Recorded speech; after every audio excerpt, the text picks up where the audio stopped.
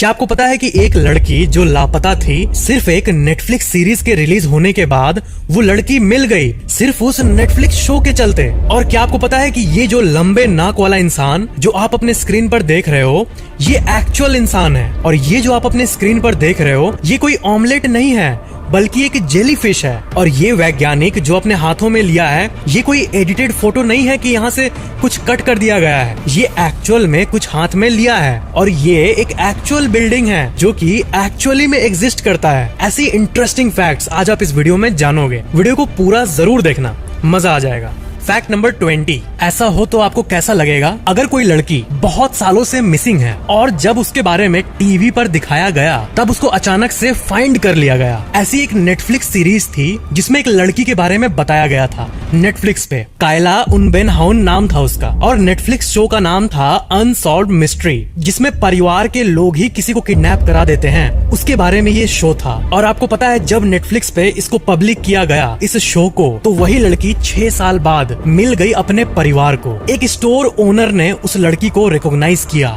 उस Netflix series के चलते। एक शॉपिंग सेंटर में किसी को नहीं पता था कि इस शो को देखने के बाद ये लड़की वापस मिल जाएगी जो कि किडनैप हुई थी। लेकिन एक शो, एक नेटफ्लिक्स शो और एक सोशल मीडिया पोस्ट का क्या पावर होता है, ये सच्ची कहानी हमें इस चीज को दिखाती है। ये घटना साल 2017 में हुई थी, इसकी किडनैपिंग की घटना। और 6 साल बाद सिर्फ इस नेटफ्लिक्स सीरीज के चलते ये लड़की वापस मिल गई। Fact number 19। क्या आपको पता है कि ये चीज 60% से भी ज्यादा लोग करते हैं? कि मान लो कि आपने कोई शर्ट खरीदा, उसका प्राइस है 700 रुपए। आपने अपने दोस्त को ये बताया कि इसकी प्राइस है 1000 रुपए और वही अपने पेरेंट्स को आप कम करके बताते हो, यानी 300 रुपए बताते हो। तो सर्वे में ये पता चला है कि ये चीज बहुत लोग करते हैं। Fact number 18। आपने पासपोर्ट्स के बारे में तो जरूर सुना होगा। हम पासपोर्ट्स की मदद से बहुत जगहों पर घूम सकते हैं, लेकिन बहुत सारे कुछ इम्पोर्टेंट कंट्रीज होती है जहाँ पे अगर हम जाना चाहें तो वहाँ पर हमें वीजा लगता है और बिना वीजा के भी हम पासपोर्ट की मदद से बहुत सारे कंट्रीज में घूम सकते हैं। लेकिन ये सवाल बहुतों के मन में उठता होगा कि हमारी जो आबादी है 125 करोड़ की आबादी, उसमें से कितने % लोगों का पासपोर्ट एक्चुअली में होगा? तो आप स्टैट्स जानकर चौंक जाओगे लिटरली कि 7.2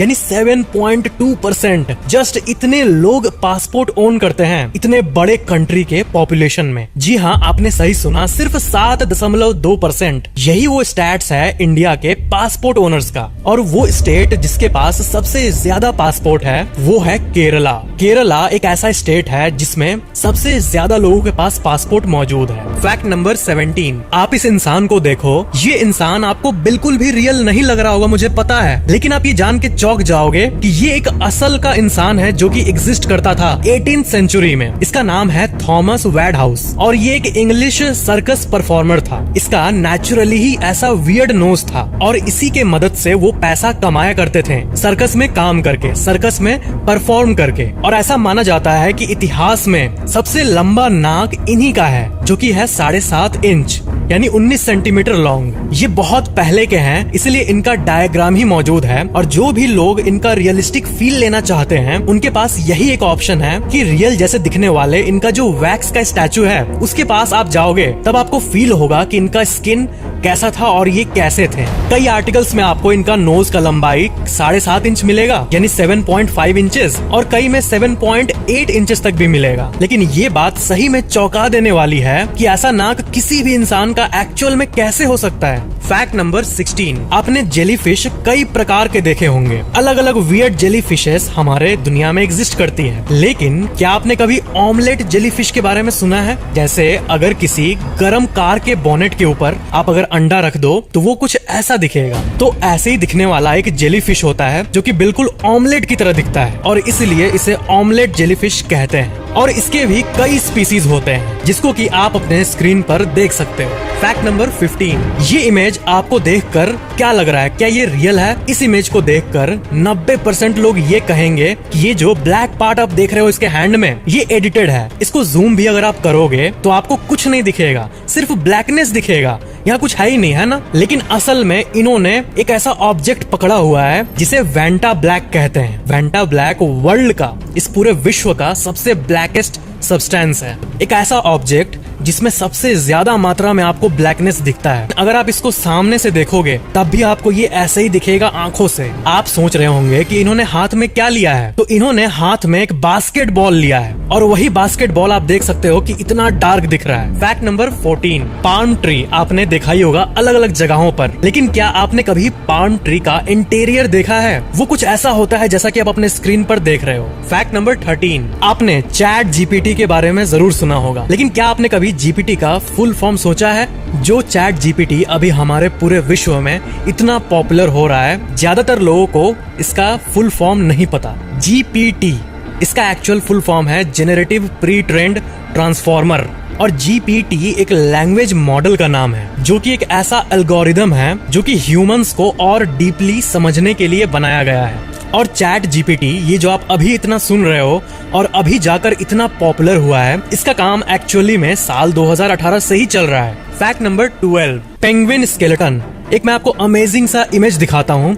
इसमें आप पेंगुइन के स्केलेटन को देख सकते हो। ये लेफ्ट साइड में एक्चुअल पेंगुइन है और राइट साइड में आप देख सकते हो कि इनका बॉडी का जो स्ट्रक्चर होता है वो कैसा होता है। फैक्ट नंबर 11, अगर आप कभी हैदराबाद गए तो आप अगर वहाँ पर घूमोगे तो आपको ऐसा एक बिल्डिंग देखने मिलेगा, एक ऐसा बिल्डिंग जो कि एक मछली की तरह दिखेगा। तो ये कोई फेक इमेज नहीं है बिल्कुल भी, ये असल में एक रियल बिल्डिंग है। ये है नेशनल फिशरीज डेवलपमेंट बोर्ड और ये तेलंगाना में मौजूद है। इसके अंदर आपको कमरा बिल्कुल नॉर्मल बिल्डिंग की तरह दिखेगा, लेकिन बाहर से इसको ऐसा बनाया गया है कि ये पूरे विश्व का ध्यान अपनी तरफ खींचता है। फैक्ट नंबर 10, आपको पता है आपके पास अगर कोई भी पेट एनिमल है, जैसे कि डॉग, कैट या कोई भी, तो एनिमल होते हैं, लेकिन वो भी कभी कभी पॉपुलर हो जाते हैं किसी मूवी के चलते या फिर किसी टीवी शो के चलते। तो 1961 में एक हॉरर मूवी आई थी जिसका नाम है टेल्स ऑफ टेरर, और मूवी वालों ने न्यूज़पेपर में एडवर्टाइजमेंट दे दिया था कि हमें एक बिल्कुल हॉरर मूवी में फिट बैठने वाली एक ब्लैक रंग की कैट चाहिए, काले कलर की बिल्ली। इन्होंने डिमांड किया एड के थ्रू। सारे लोग अपने अपने काले बिल्लियों को लेकर वहां पहुंचना शुरू कर दिए और लाइन में लगने लगे, जैसा कि आप इस इमेज में देख सकते हो। इस फोटो को रैल्फ क्रेन ने फोटोग्राफ किया था और ये उस ऑडिशन के लाइन को दिखाता है कि कैसे सब अपने अपने बिल्ली को लेकर मूवी के लिए पहुंच गए थे। फैक्ट नंबर 9, निविया कंपनी का एक सनस्क्रीन आता है, और सनबर्न एक ऐसी टॉपिक जिसके बारे में मेकअप आर्टिस्ट और अवेयर लोग तो अवेयर हैं ही, लेकिन बहुत सारे लोग अवेयर नहीं हैं। तो इसी चीज को डिपिक्ट करने के लिए निविया ने 2 डॉल्स को रिलीज किया था जिसे कोई भी खरीद सकता है। एक ऐसा डॉल जिसको कि अगर आप सूरज पे रखोगे तो एक्चुअल में उसका रंग बदलने लगेगा, और दूसरा जिसपे आप अगर सनस्क्रीन लगाओगे तो वो बिल्कुल नॉर्मल रहेगा। इस चीज को डिपिक्ट करने के लिए इस कंपनी ने इस प्रोडक्ट को रिलीज किया था। अभी सुनने में आपको बहुत अजीब लग रहा होगा, लेकिन जो है सो है। यहाँ पर मैं किसी कंपनी का ऐड नहीं कर रहा, लेकिन साइंटिफिकली ये प्रूवन है कि ज्यादा देर धूप में रहने से जो स्किन बर्न होता है वो इसलिए होता है ताकि वहाँ पर कैंसर सेल्स डेवलप ना हो जाए। वो आपके अच्छे के लिए अपने आप को जला देता है। तो मतलब सन रेज हानिकारक होते हैं कुछ हद तक। सुबह की गर्मी की बात नहीं हो रही है, यहाँ पर दोपहर की गर्मी की बात हो रही है। तो इसलिए ये प्रोडक्ट्स एक्चुअली में एग्जिस्ट करते हैं और इन्हीं किरणों से हमें सनस्क्रीन बचाता है। फैक्ट नंबर 8, एक बटरफ्लाई का इमेज आप अपने स्क्रीन पे अभी देखो। इस बटरफ्लाई के ऊपर नेचुरली ही एक डिजाइन बना हुआ है जिसको कि हम इंसान 88 के रूप में रिकॉग्नाइज करते हैं। तो क्या है कि देखो, जितने भी अमेजिंग बटरफ्लाईज लोगों के हाथ लगे हैं और लोगों ने अपना एक्सपीरियंस शेयर किया है, ये 88 वाला बटरफ्लाई जो है ये बहुत ही ज्यादा कॉमन है। ये असल में एक प्रजाति ही है जिसके ऊपर कोइंसिडेंटली एक ऐसा डायग्राम है जिसको कि हम ह्यूमंस 88 के रूप में रिकॉग्नाइज करते हैं। फैक्ट नंबर 7, क्या आपको पता है कि बंदरों के 250 से भी ज्यादा स्पीसीज मौजूद हैं और वो एक्चुअली में ग्रूमिंग भी करते हैं अपने रिलेशनशिप्स को स्ट्रेंथन करने के लिए। मतलब ये बहुत ही क्लोज है इंसानों के, ये तो आपको पता ही है, लेकिन ये भी ग्रूमिंग पर ध्यान देते हैं और अपने आप को क्लीन करने पे ध्यान देते हैं। ये चीज की मोटिवेशन इनमें भी पाई गई है, यानी जिस तरह इंसान ग्रूमिंग करते हैं वही चीज बंदरों में भी पाई गई है। जो कि बहुत ही अजीब बात है। इंसानों के अंदर जीन्स ऐसे ही बने हुए हैं ताकि वो अपने आप को ग्रूम्ड रखे, ऑपोजिट जेंडर को अट्रैक्ट करे और उनका स्पीसीज चलते रहे, जो कि इंसानों के ब्रेन्स में हार्ड वायर्ड है। तो यही चीज मंकीज में भी पाई गई है कि ये भी ग्रूमिंग करते हैं अपने रिलेशनशिप्स को स्ट्रेंथन करने के लिए, और जब ये ग्रूमिंग करते हैं तो ये और भी ज्यादा रिलैक्स्ड फील करते हैं। फैक्ट नंबर 6, आपको ओरियो के बारे में एक फैक्ट पता है? ओरियो बिस्किट जो है उसके बीच वाले पार्ट को देखकर बहुत पेरेंट्स ये कहते हैं कि ये दूध का बना हुआ है, और हम लोग अक्सर ओरियो को दूध से एसोसिएट करते हैं। लेकिन ओरियोज जब से लॉन्च हुए थे तब से लेकर आज तक ये डेयरी फ्री है और वीगन है, यानी इनके अंदर ये क्रीम पार्ट में एक बूंद भी दूध नहीं होता है। कोई भी ओरियो बिस्किट डेयरी बेस्ड नहीं होता है, ना इसका क्रीम पार्ट ना कोई और पार्ट। फैक्ट नंबर 5, एक ऐसा इंसानी कंडीशन होता है जो कि शायद ही आपको यकीन हो, जिसको कहते हैं कॉन्जेनिटल जेन्यू रेक्यूरवेटम, और ये एक ऐसी अजीब सी कंडीशन है जिसमें जो इंसान का नीज होता है, घुटना, वो उल्टे डायरेक्शन में मुड़ जाता है। और ये कंडीशन ऐसा होता है कि जो पेशेंट होता है वो अपने आप को इस तरह 4 पैरों में चलना कंफर्टेबल महसूस करता है। मतलब ऐसे पेशेंट्स के लिए सीधे चलने से ज्यादा इजी उल्टा चलना, ऐसे चलना होता है। और ये फोटो जो आप अपने स्क्रीन पर देख रहे हो, ये है एला हार्पर, और ये फोटो 1885 की है। 1886 में हार्पर एक सर्कस परफॉर्मर के रूप में ज्वाइन की थी एक सर्कस को। ऐसे जितने भी लोग होते हैं, जैसे कि किसी का लंबा नाक हो या फिर किसी का भी डिसेबिलिटी हो, वो आप अक्सर देखते होंगे कि वो सर्कस ज्वाइन कर लेते हैं, और क्योंकि इसके चलते ऐसे लोगों का एक सोर्स ऑफ इनकम बन जाता है, तो इसलिए ये इसी करियर को कंटिन्यू करते हैं। फैक्ट नंबर 4, कुछ कंपनीज ऐसे होते हैं जिनका साइज आप इमेजिन भी नहीं कर सकते हो। क्या आपने कभी ब्लैक रॉक कंपनी के बारे में सुना है? शायद आपने इसके बारे में यूट्यूब पे इसके बारे में सुना होगा। ये कंपनी $10 ट्रिलियन से भी ज्यादा के एसेट्स को मैनेज करती है, यानी लिटरली हर एक कंपनी जो कि आपके आंखों के सामने है, जैसे कि जो नमक आप खा रहे हो, या फिर जो गाड़ी आपके पास है, या फिर जिस कंपनी का आप शर्ट पहने हो, लिटरली हर कंपनी में इस कंपनी का इन्वेस्टमेंट है। ये है वर्ल्ड की सबसे powerful asset management company. Tesla, Amazon, Google, Apple, Microsoft से लेकर इंडिया की ऑलमोस्ट सारी कंपनीज, सब में इसका इन्वेस्टमेंट है। आपने इन्वेस्टमेंट्स के बारे में जितनी भी बातें सुनी होगी, वो एक्चुअली में सारी इंपॉर्टेंट बातें हैं, और वैसे भी आजकल के लोग फाइनेंशियली और एजुकेटेड बन रहे हैं। तो अगर अभी किसी को एक्चुअली में पैसे के मामले में फ्री बनना है, तो वो पूरी दुनिया के साथ ग्रो करके ही बनेगा। टेंशन मत लो, यहाँ पर किसी का एडवर्टाइजमेंट नहीं है, लेकिन मैं पर्सनली ये भी बिलीव करता हूँ कि जो बैंक में लोग पैसे रखते हैं, उससे ज्यादा इफिशिएंटली ग्रो वो तब होगा जब वो पैसा पूरे देश पे लगा होगा।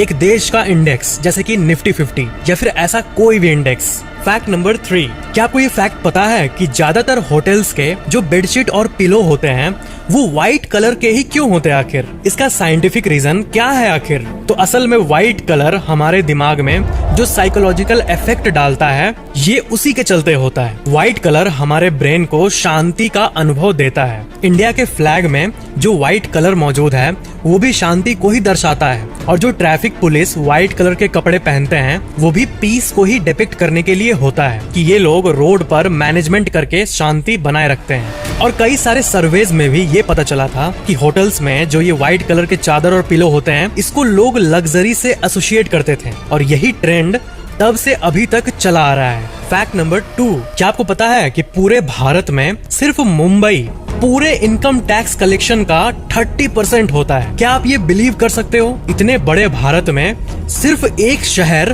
पूरे इनकम टैक्स कलेक्शन का 30% होता है, और पूरे देश में जितना भी इंटरटेनमेंट टैक्स आता है उसमें से 45%, ऑलमोस्ट आधा सिर्फ मुंबई से आता है, और आधे से ज्यादा 60% ऑफ कस्टम ड्यूटी कलेक्शन सिर्फ मुंबई से आता है। और यही वो रीजन है जिसके चलते मुंबई को फाइनेंशियल कैपिटल ऑफ इंडिया कहा जाता है। फैक्ट नंबर 1, अगर मैं आपको इंडिया का मैप दिखाऊं और ये पूछूं कि इस पूरे इंडिया के मैप पर सबसे इम्पोर्टेंट पार्ट इंडिया का क्या है? Of course Jammu and Kashmir तो है ही, लेकिन सेफ्टी के नजर से और एकदम एक्चुअल इम्पोर्टेंस की नजर से अगर हम देखें तो भारत के मैप का ये पार्ट जो आप देख रहे हो, जिसे कि सिलीगुड़ी कॉरिडोर कहते हैं, ये सबसे इम्पोर्टेंट है क्योंकि इसकी जो लंबाई है वो बस 60 किलोमीटर है और चौड़ाई मात्र 22 किलोमीटर। लेकिन इसको चिकन्स नेक भी कहा जाता है क्योंकि यही पार्ट भारत के इतने बड़े पार्ट जहाँ पर सिक्किम, मेघालय, अरुणाचल प्रदेश, असम, नागालैंड, त्रिपुरा, ये सब जो स्टेट्स है भारत के, इन सब को ये छोटा सा पार्ट जोड़ता है। तो अगर कोई भी देश यहाँ पर कब्जा कर ले तो ये पूरे भारत के लिए खतरे की बात हो सकती है। तो इसलिए इंडियन आर्मी की इस पार्ट पे बहुत ही फोकस से नजर होती है। एज कम्पेयर टू बाकी जगह हैं, ये बहुत ही ज्यादा इंपॉर्टेंट है। तो ये थे आज के फैक्ट्स। आई होप आपको ये वीडियो अच्छा लगा होगा। वीडियो कैसा लगा नीचे कमेंट जरूर करना और वीडियो को लाइक जरूर कर देना और चैनल को सब्सक्राइब करके बेल आइकन जरूर ऑन कर लेना। Thank you so much for watching this video.